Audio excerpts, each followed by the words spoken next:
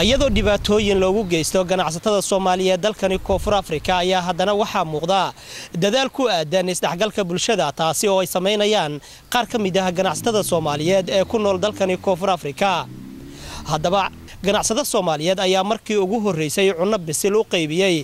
dadka loo yaqaano darbiga jiifka kuwaasi oo hooy iyo nolol fiican aan ku haysan dalkani Koonfur Afrika isla markaana muddo sanadyo ah daris la aha goobaha iyo waliba xaafadaha ay degan yihiin Soomaalida ku nool dalka Bismillahir Rahmanir Rahim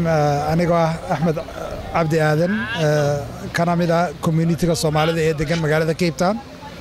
ayaa waxaan u niyooday dherigan bariiska maalinta Jimcaha dadka masaakiinta ah ee degan bridge-ka hoostiisa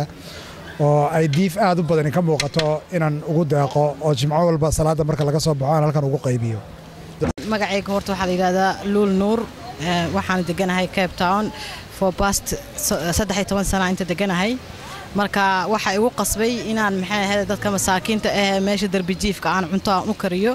waxyaalo badan oo duruufo badan baan arkay gaajo badan baan arkay dad iska tabaaleysan baan arkay naceebka ajnabiga ee noo qabaan ee Soomaalida u qabaan aan arkay marka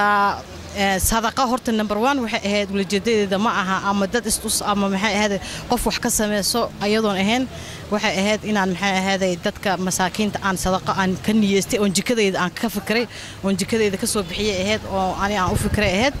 talabaadna waxay anficaysaa isdhaxgalka dadka Soomaalida ee naceebka ay dadka ajnabiga u qabaan oo Soomaalida dad wax qaadanayo oo dadka waxba aan ku soo celin marwalba ay noo heestaan inaan dad bulshanahay oo dadka wax ka caawin karno oo waxna la soo bixi karo inaan nahay inaan tusno Xasan Kaafi Maxamed Shire telefishinka caalamiga Home Cable magaalada Cape Town